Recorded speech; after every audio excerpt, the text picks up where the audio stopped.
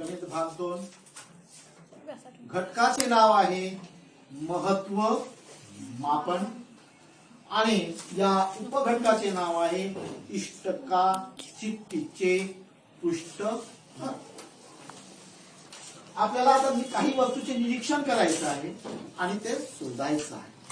मी तुम्हाला या मोबाईल वरून काही वस्तू दाखवणार आहे, चित्र दाखवणार वस्तूचे, ते तुम्हाला बघायचं आहे। तुम्हाला दिसत आहेत या ठिकाणी असंख्य असे चित्र तुमच्या डोळ्यासमोर आहेत ते त्या दैनंदिन जीवनामध्ये तुम्हाला दिसत आहे।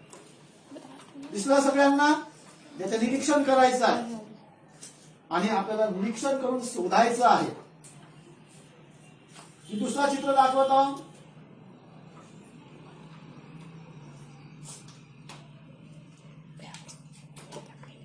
हा बघा, या ठिकाणी लिहिलेलं आहे की 2 डायमेन्शन, म्हणजे त्या ठिकाणी 2 डायमेन्शन सर्कल आला, ओव्हल आला, त्रिकोण आला, चौकोन आला, अशा प्रकारे म्हणजे त्यांना 2 डायमेन्शन म्हणजे 2च मिती आहे, 2 मिती। आता दुसरं जर बघितलं तर मी तुम्हाला इथं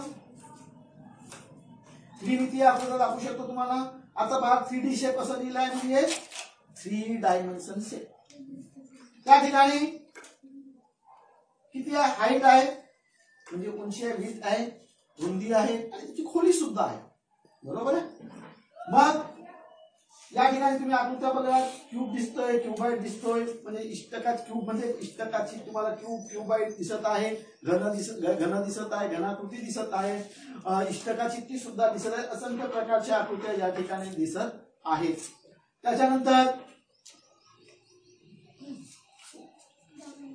त्याच्यानंतर इकडे बघितलं तर तुमच्या डोळ्याच्या समोर आहेत ही एक वस्तू दिसत आहे, याला काय म्हणतो आपण?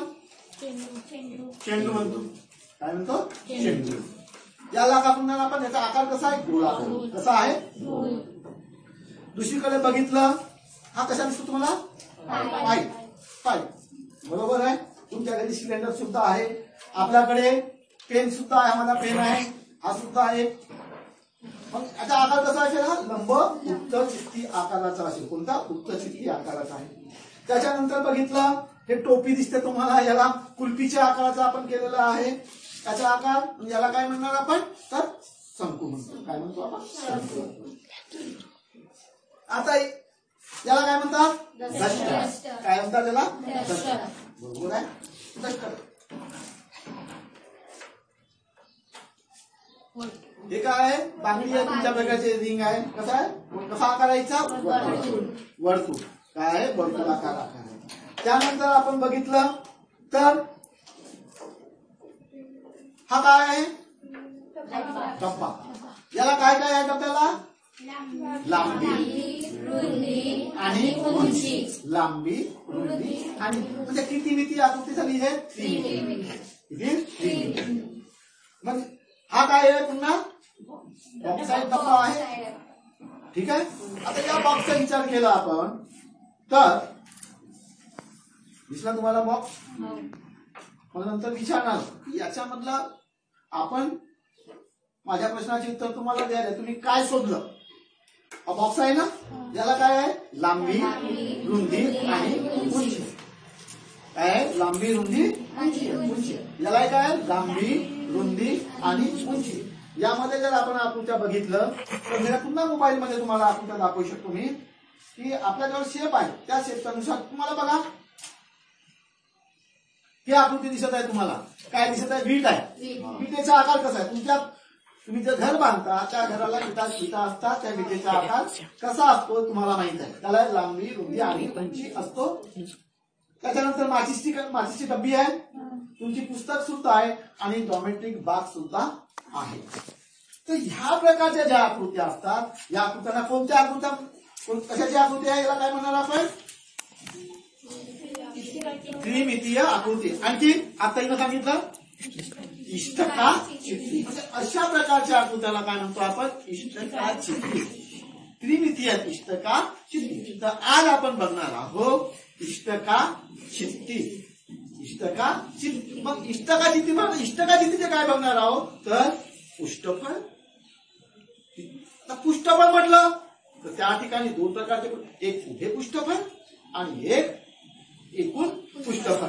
आता हे उभे पृष्ठफळ आणि एकूण पृष्ठफळासाठी आपल्याला करावं लागेल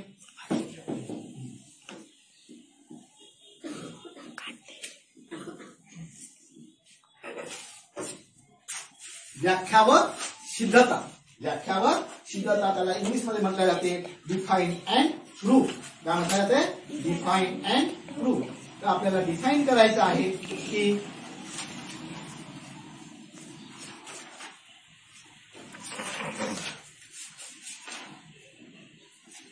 आता आपण बघणार आहोत व्याख्या व सिद्धता.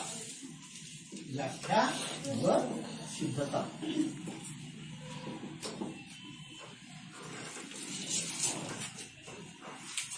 म्हणजे यावरून आपण आता व्याख्या करणार आहोत आणि सिद्धता सुद्धा करणार आहोत की हा आपला जो बॉक्स आहे या बॉक्सला आपण काय म्हटलं? ज्या आकृतीला लांबी, रुंदी आणि उंची, ज्या बंदिस्त आकृतीला, ही बंदिस्त आकृती आहे, या बंदिस्त आकृतीला काय लांबी, रुंदी आणि उंची आहे, तिला आपण इष्टकाचित्ती असं ढोबळमानाने म्हणतो. ते इष्टकाचित्ती आकाराशी आपल्या घरी असलेली पेटी, आपल्या घरी असलेला जो अगोदरच्या जमान्यामध्ये मुख्य पेटी होती त्याला संदोक म्हणायचं. ते संदोक. दरवाजा, आपला हा दरवाजा आहे, हा सुद्धा कशाचा आहे? लंब इष्टकाचित्ती आकाराचा आहे. मग लंब इष्टकाचित्तीला किती उभे पृष्ठ असतात? 4. ज्या प्रकारे आपण एक आपला कुठं असतो, एक वर्गखोली आहे आपली, या वर्गखोलीला किती भिंती आहेत? 4. किती आहेत? 4. 4 भिंती असल्यामुळे 4 पृष्ठफळ होईल. 4 उभे पृष्ठफळ म्हटलं तर 4 पृष्ठाचे क्षेत्रफळ होईल. 4 भिंतीच्या क्षेत्रफळ होईल. 4 भिंतीचे क्षेत्रफळ किती आहे ते आपल्याला काढावं लागणार आहे. म्हणून इष्टकाचित्तीचे उभे पृष्ठफळ म्हटलं, इष्टकाचित्तीचे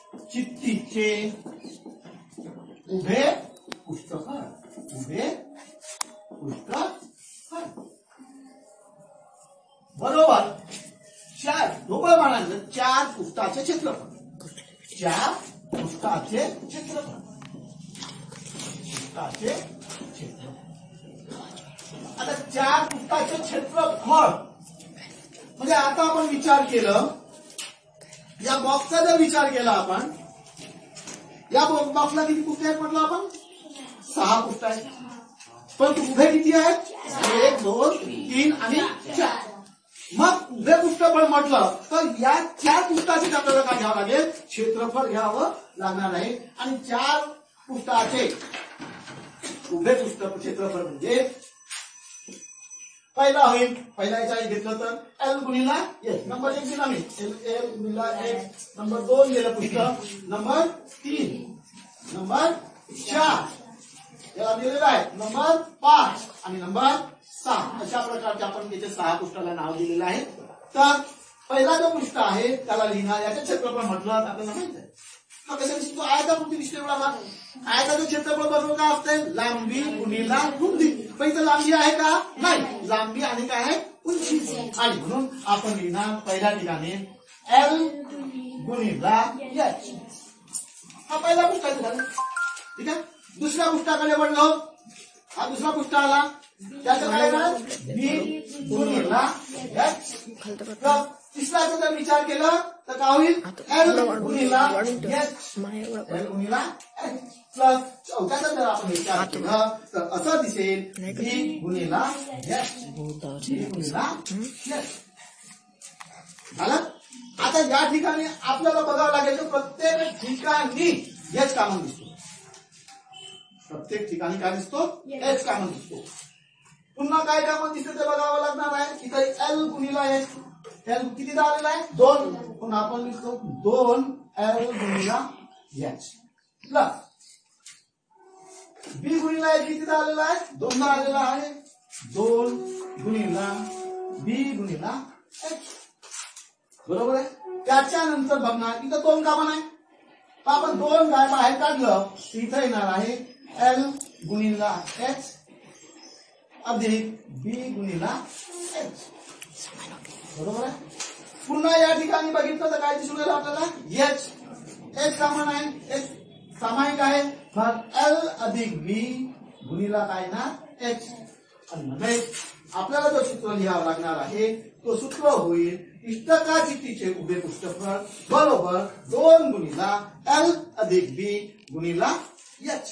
L गुणिला B अधिक L अधिक B गुणिला H. आणि म्हणून आपण या ठिकाणी लिहिणार आहोत की उभे पृष्ठफळ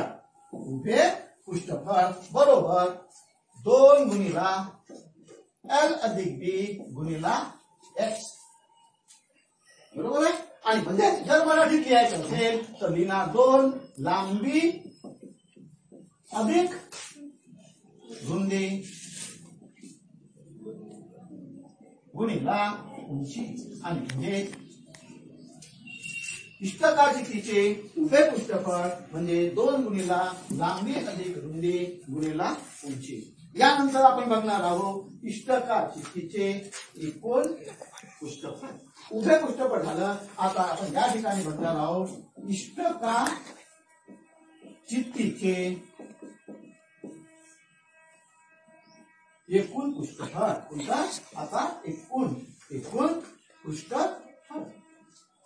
आता एकूण पृष्ठफळ म्हणजे काय? आता उभे पृष्ठफळ घेतात. उभे पृष्ठ किती होते? 4 होते. आता एकूण पृष्ठ गेलं किती राहणार? 6 पृष्ठ. म्हणजे पहिल्या पृष्ठाचे क्षेत्रफळ अधिक दुसऱ्या पृष्ठाचे आपण लिहिणार. बरोबर आहे.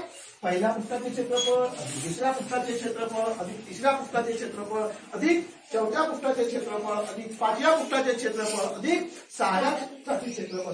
तर पहिल्या पृष्ठाचे क्षेत्रफळ बघा लिहिलं त्याप्रकारे L गुणिला H अधिक B गुणिला H अधिक L गुणिला H अधिक B गुणिला H. हे केव्हाचं होतं? बघा एक उभे पृष्ठफळ काढलं.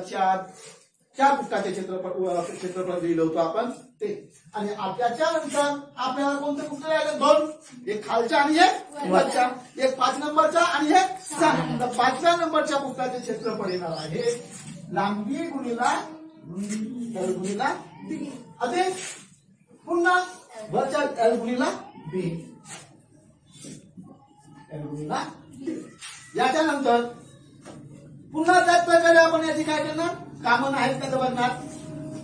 आणि मग या ठिकाणी L गुणिला H किती झालेला आहे? तर 2 ला लिहिणार 2L गुणिला H. बरोबर आहे. अधिक B गुणिला L गुणिला 2 दा आलेला आहे. मग नंतर मांडणी करू. दुसऱ्या ठिकाणी आहे B 2 दा आलेला आहे B गुणिला H. त्याला आपण 2 लाईनला केलेला आहे. आणि तिसऱ्यांदा पुन्हा 2 गुणिला L गुणिला B हा आलेला आहे. बरोबर आहे. याची मांडणी जर आपण चांगल्या प्रकारे केली तर आपण असंही मांडू शकतो 2 गुणिला L गुणिला B अधिक 2 गुणिला B गुणिला H अधिक 2 गुणिला L गुणिला H. आता या ठिकाणी बघितलं तर प्रत्येक ठिकाणी काय कामं दिसतो आपल्याला? 2. काय दिसतोय? 2. आणि म्हणून बरोबर 2 गुणिला L अधिक B L गुणिला B अधिक B गुणिला H अधिक L गुणिला H. हा कशाचा सूत्र तयार होतो? तर इष्टका चित्तीचे एकूण पृष्ठफळ. इष्टका चित्तीचे एकूण पृष्ठफळ हा तयार होतो. आणि म्हणून आपण याला चांगल्या प्रकारे लिहू शकतोय. आणि हा सूत्र मराठीत लिहिताना आपण लिहिणार बरोबर 2 गुणिला लांबी गुणिला रुंदी अधिक रुंदी गुणिला उंची अधिक लांबी गुणिला उंची. लांबी गुणिला उंची. आता ज्याला आपण चांगल्या पद्धतीने जर मांडलं तर ज्याला आपण त्याचे सूत्र तयार होते. आपला पुन्हा जर मिळवलं तर आपण इथे लिहू शकतो. म्हणून 2L गुणिला B अधिक B गुणिला H अधिक L गुणिला H हा काय झाला? सूत्र तयार झालेला आहे. आणि या सूत्राच्या आधारे आपल्याला इष्टका चित्तीचे उभे पृष्ठफळ असो की त्या 4 एकूण पृष्ठफळ असो हे आपल्याला काढता येते. आणि म्हणून आता आपण बघणार आहोत याच्यावरील उदाहरणे की आपल्याला कशा प्रकारे याच्यावरची उदाहरणे सोडवता येतील. आणि आपला पुढचा जो टॉपिक आहे त्या टॉपिक कडे आता आपण येणार आहोत.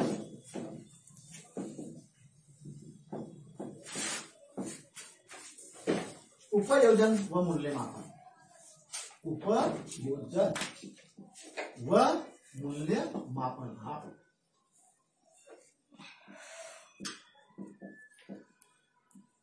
आता उपयोजन व मूल्यमापन म्हणजे काय. आता आपण जे काही शिकलो, आतापर्यंत आपण सूत्र सिद्ध केलेलं आहे, सिद्धता केली, त्याची व्याख्या केलेली आहे, इष्टकाची तिची व्याख्या केलेली आहे, व्याख्या आपल्याला समजलेली आहे. आता आपल्याला त्याचा उपयोग उदाहरण सोडवताना करायचा आहे की आपल्याला खरोखर समजलं आहे किंवा समजलेलं नाही. आपल्याला कितपत याचा उपयोग करता येईल. समजा ही रूम आहे, ही खोली आहे. या खोलीला जर आपल्याला काय करायचं, रंग करायचा असेल, बरोबर आहे, त्याच्यात छताला रंग करायचं, खालून वरून वरच्या बाजून सर्व बाजूने आपल्याला रंग करायचं, त्याला किती खर्च लागू शकतो. अशा प्रकारच्या आपल्याला आपल्या स्वतःच्या घरी किती खर्च येऊ शकतो हा आपल्याला या ठिकाणी काढता येतो. यामध्ये आपलं एक उदाहरण आहे. एक वर्ग खोलीतील, एका वर्ग खोलीतील, एका वर्ग म्हणजे तुमच्या जो रूम राहिली, एका वर्ग खोलीतील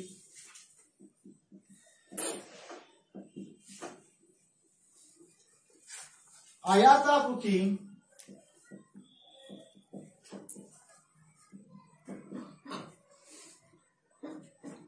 फरशीची लांबी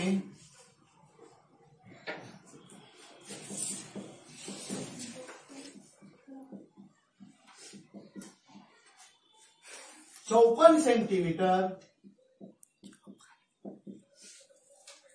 व रुंदी 45 सेंटीमीटर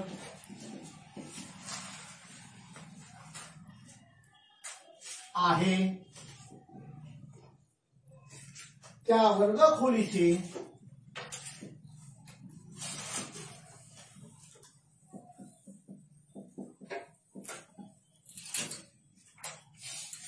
क्षेत्रफळ 14.58 चौरस मीटर आहे.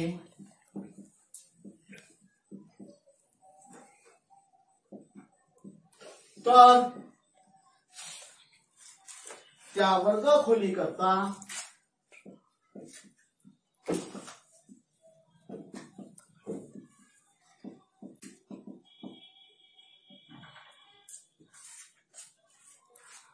वरील आकाराच्या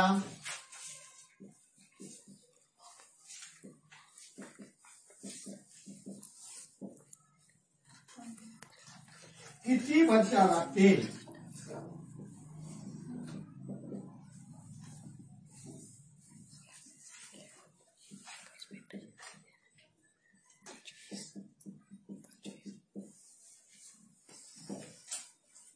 हा उदाहरण आपली वर्ग खोली आहे. या वर्ग खोलीचा आपण विचार केला. या वर्ग खोलीची लांबी दिलेली आहे. वर्ग खोलीला काय लावायचे, आपल्याला फरशा लावायच्या. आपल्याला या वर्ग खोलीची लांबी रुंदी सगळं दिलेलं आहे, क्षेत्रफळ सुद्धा दिलेलं आहे. तर त्या वर्ग खोलीचं आपल्याला काय काढावं लागणार आहे, पहिलं तर पाहावं लागेल, लिहावं लागणार आहे फरशीची लांबी किती आहे. एल बरोबर किती, बरोबर आहे. आपण लिहिणार फरशीची लांबी. फरशी कशा आकाराची असते, तर ते इष्टकाची ती आकाराची असते. तिला लांबी रुंदी जाळी बी असते, खालतं असते की नाही. आता बघू आपल्याला कशा प्रकारे आपण याला सोडवणार आहोत. सोडू शकतो. तर अगोदर आपण लिहिणार की फरशीची लांबी, फरशीची लांबी किती आहे ते लिहिणार. फरशीची लांबी, फरशीची लांबी किती आहे तर लवकर सांगा. 54 सेंटीमीटर. किती आहे, 54 सेंटीमीटर. आता हे 54 सेंटीमीटर आहे, परंतु क्षेत्रफळ आपल्याला कशामध्ये दिलेलं आहे, चौरस मीटर मध्ये दिलं आहे. कशामध्ये, खोलीचे क्षेत्रफळ 14.58 चौरस मीटर. म्हणून आपल्याला या सेंटीमीटरचे कशामध्ये रूपांतर करावं लागेल? मीटर मध्ये रूपांतर करावं लागेल. आता 1 मीटर म्हणजे 100 सेंटीमीटर. 1 मीटर म्हणजे 100 सेंटीमीटर. मग आता या 100 सेंटीमीटरचे आपल्याला मीटर करताना काय करावं लागेल? तर त्याला भागावं लागणार आहे कितीने? तर 100 ने. कितीने? 100. बरोबर 54 भागीला 100 बरोबर किती होतील? तर 0.54 मीटर. 54 मीटर.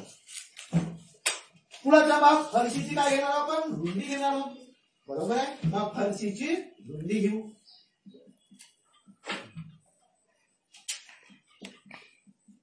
आता या ठिकाणी फरशीची रुंदी किती दिलेली आहे? 45 सेंटीमीटर. बरोबर 45 भागीला 100 मीटर. आणि म्हणून 0.45 मीटर. ही काय झाली? फरशीचे काय झाला? रुंदी. मग आपल्याला काढावं लागेल फरशीचे काय करावं लागेल? क्षेत्रफळ. एका फरशीचे क्षेत्र.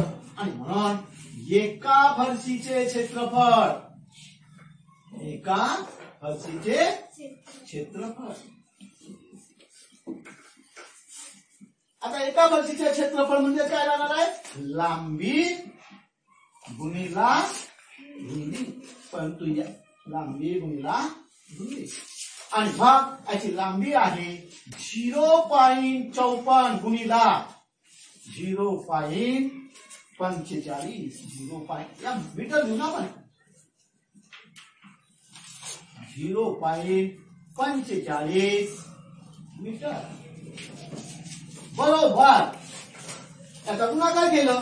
गुणाकार करता येईल आपल्याला नाही का? त्याचा गुणाकार येईल 0.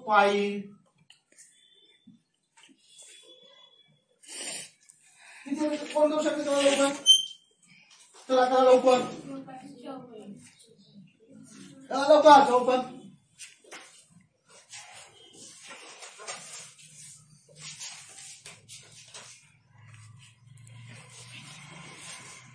गुणाकार करायचा आहे. पटकन करा लवकर.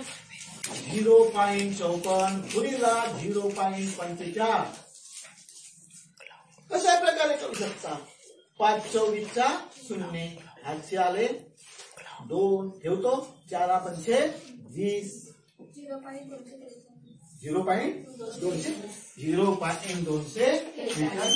243 आलं.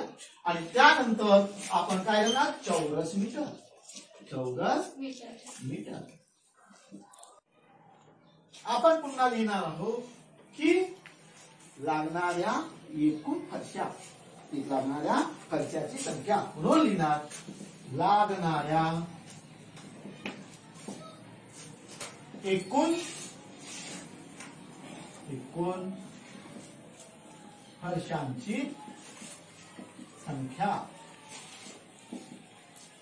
बरोबर खोलीचे क्षेत्रफळ दिलेलं आपल्याला. खोलीचे क्षेत्रफळ कशाचा?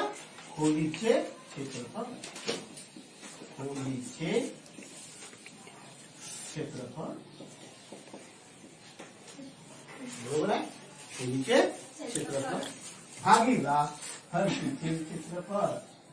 फरशीचे म्हणजे किती फरशीचे? एका फरशीचे. एका फरशीचे क्षेत्रफळ. आणि बरोबर आपण तिथं लिहिणार 14.58 चौरस मीटर भागीला किती आलं होतं? 0.243 चौरस मीटर. बरोबर याची संख्या येते किती? 7. किती? 7. म्हणून याची उत्तर निघा. खोलीला लागणाऱ्या फरशांची संख्या किती राहील? म्हणून लागणाऱ्या फरशांची संख्या संख्या किती राहील तर 7 म्हणजे आपल्याला आपल्या घराला जरी फरशा लावायच्या असतील तरी त्याची संख्या आपण या प्रकारे काढू शकतो जर आपण त्या फरशीचा आकारमान जर माहित असेल लांबी रुंदी तिची माहित असेल तर आणि अशा प्रकारे आपण असंख्य असे उदाहरण सोडवू शकतो बरोबर आहे याच्यानंतर पुन्हा तुम्हाला सोडवण्याकरता पुन्हा एक उदाहरण देतो ओके तर आता उदाहरण दिलं होतं या उदाहरणाच्या अनुसार आपण अगोदर बघितलं की फरशीची लांबी 54 सेंटीमीटर आहे तिचं काय काढलं तर त्याला सेंटीमीटरला कशामध्ये केलं मीटरमध्ये फरशीची रुंदी होती 45 सेंटीमीटर त्याच्यात मीटर मध्ये केलं तर 0.45 सेंटीमीटर झालं मग एका फरशीचे क्षेत्रफळ काढलं ते लांबी गुणिला रुंदी केलं ते निघाले 0.243 चौरस मीटर मग आपल्याला किती फरशा लागतील कारण की आपल्याला खोलीचे क्षेत्रफळ माहित होते फरशीचे क्षेत्रफळ माहित झाले त्यावर आपल्या खोलीला किती फरशा लागतील याची संख्या काढण्याकरता खोलीच्या क्षेत्रफळाला फरशीच्या क्षेत्रफळाने भागितलं तर आपला भागाकार आलाय किती 60 म्हणजे त्या खोलीला फरशा लावण्याकरता किती लागेल 60 फरशा लागतील आता याच्यानंतर पुढचं एक उदाहरण आहे उदाहरण नंबर 2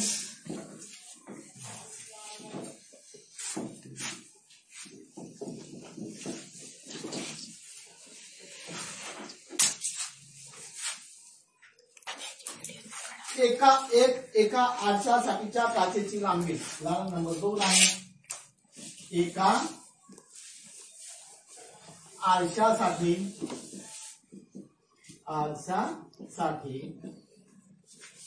काचेची लांबी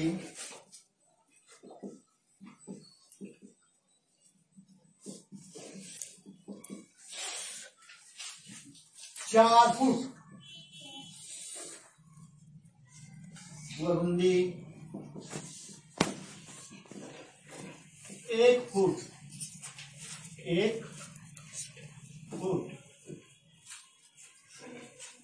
आहे काचेच्या चारही कोपऱ्यात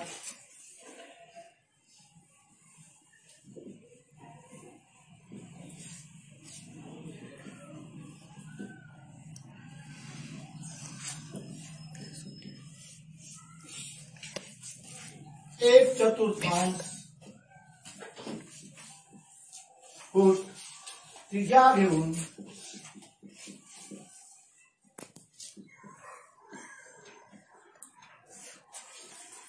ABCD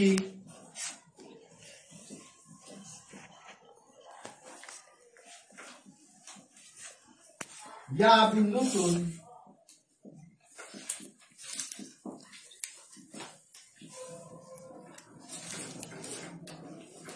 कंस काढून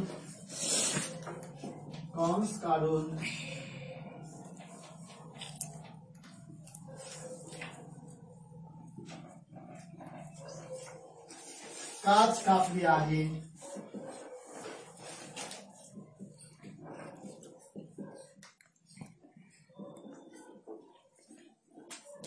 तर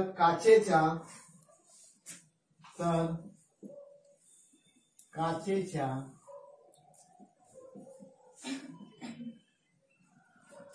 एका बाजूस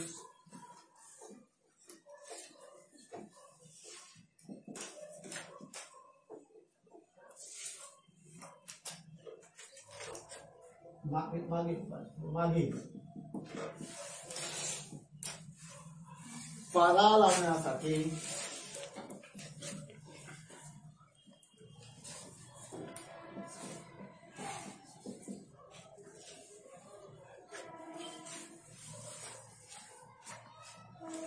प्रति चौरस फूट 20 रुपये दराने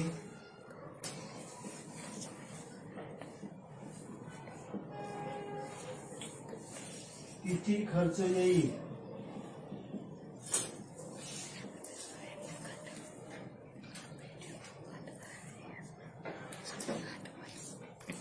हे एक उदाहरण आपल्यासमोर दिलेलं आहे. उदाहरण पुन्हा दुसरा सुद्धा एक उदाहरण आपल्याला मला बुडवण्याकरता देण्यात येत आहे. तर या ठिकाणी तुम्हाला काय करावं लागेल, एक आकृती काढावं लागेल. त्या आकृतीच्या तुम्हाला अगोदर जो एबीसी नावं द्यावं लागेल त्या आकृतीला, आणि त्या आकृतीला नावं देऊन तुम्हाला अगोदर त्या प्रत्येकाचं क्षेत्रफळ काढावं लागेल. मग कोपऱ्यातील एका भागाचे क्षेत्रफळ काढावे, ती वर्तुळ पाकळी आहे म्हटले आहे. वर्तुळ पाकळीचे क्षेत्रफळ सुद्धा तुम्हाला मग 4 भागात एका वर्तुळ पाकळीचे एका क्षेत्रफळ काढावं लागेल. मग 4 वर्तुळ पाकळ्याचे क्षेत्रफळ काढावं लागेल, आणि अशा प्रकारे हा उदाहरण सोडवता येईल. दुसरा उदाहरण जो आहे, एका इष्टकाचित्ती आकाराच्या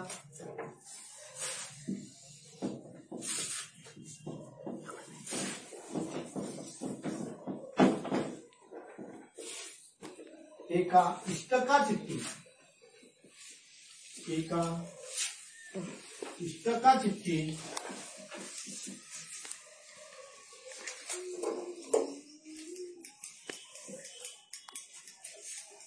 आकाराच्या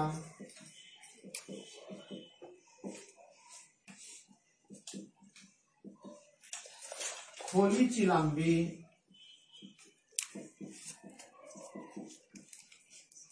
गुणिला रुंदी गुणिला उंची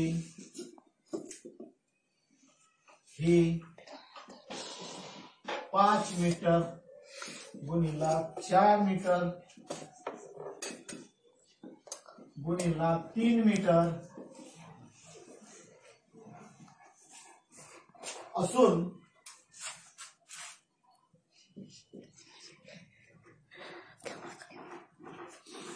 त्या खोलीस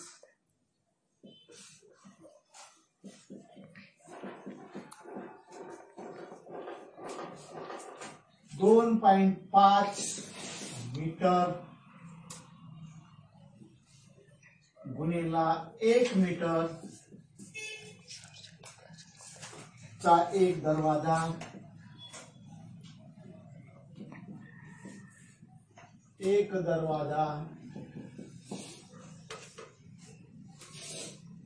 व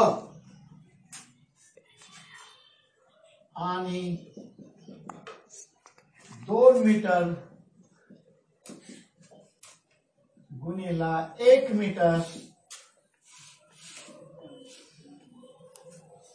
च्या 2 खिडक्या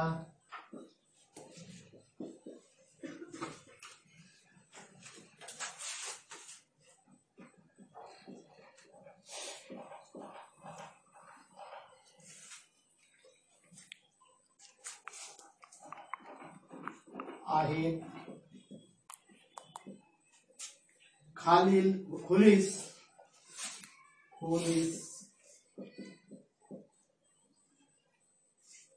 आतून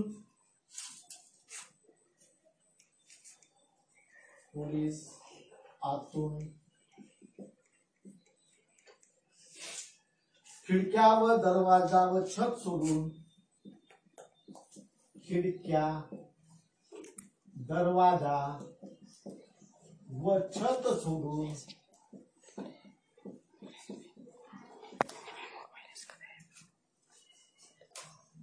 रंग लावायचा आहे.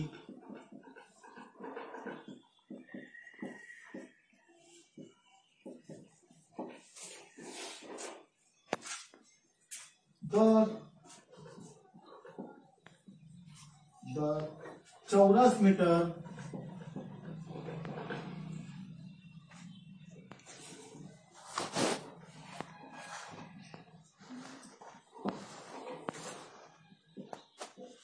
₹150 प्रमाणे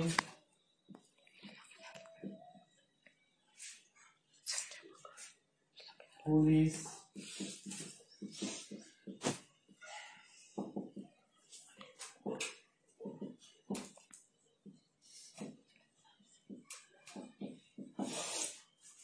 मी वाचून सुद्धा तुम्हाला उदाहरण सांगितलंय. पुन्हा वाचतो, पुन्हा उदाहरण समजून घ्यायचं आहे. एका इष्टकाचित्ती आकाराच्या खोलीची लांबी, रुंदी आणि उंची, म्हणजेच आपली ही खोली समजा, तिची लांबी रुंदी उंची तुम्हाला दिले 5 मीटर, 4 मीटर आणि 3 मीटर. अजून त्या खोली 2.5 मीटर गुणिला 1 मीटर एक दरवाजा लागतो आणि पुन्हा 2 मीटर व 1 मीटर च्या 2 खिडक्या आहेत.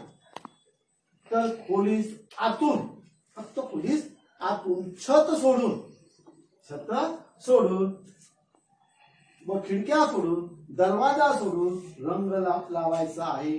तर दर चौरस मीटरला 150 रुपये प्रमाणे खोलीस रंग देण्याचा खर्च काढा असं म्हटलेलं आहे. हा उदाहरण तुम्हाला घरी सोडवता येईल. या ठिकाणी उदाहरण सोडवताना काय करावं लागेल की या अगोदर खोलीचे म्हणजे उभे पृष्ठफळ काढावं लागेल. काय करावं लागेल? उभे पृष्ठफळ. 4 भिंती येतील, या खोलीचे 4 भिंतीचे उभे पृष्ठफळ काढावं लागेल. उभे पृष्ठफळ काढल्याच्या नंतर दरवाजाचे पृष्ठफळ काढावं लागेल. दरवाजाचे पृष्ठफळ काढावं लागेल. त्याच्यानंतर एका खिडकीचे पृष्ठफळ काढावं लागेल, त्याला 2 ने गुणावं लागेल, मग दुसऱ्या इथं काय होईल? पृष्ठफळ निघेल. त्याच्यानंतर पुढं मग आपल्याला काय लागेल की रंग द्यायचे पृष्ठफळ आहे. तर उभे पृष्ठफळामधून दरवाजाचे पृष्ठफळ वजा करावं लागेल, खिडक्याचे पृष्ठफळ वजा करावं लागेल आणि जे पृष्ठफळ येईल त्या पृष्ठफळाला कितीने गुणावं लागेल? 150 रुपयाने गुणावं लागेल. आणि जे किंमत येईल ती किंमत जी व्हॅल्यू येईल ती व्हॅल्यू म्हणजे आहे त्या खोलीस रंग देण्यासाठी लावणारा का असेल? खर्च असेल. आज आपला पाठ इथं संपला. तुम्हाला दिलेला होमवर्क हा करून आणायचा आहे.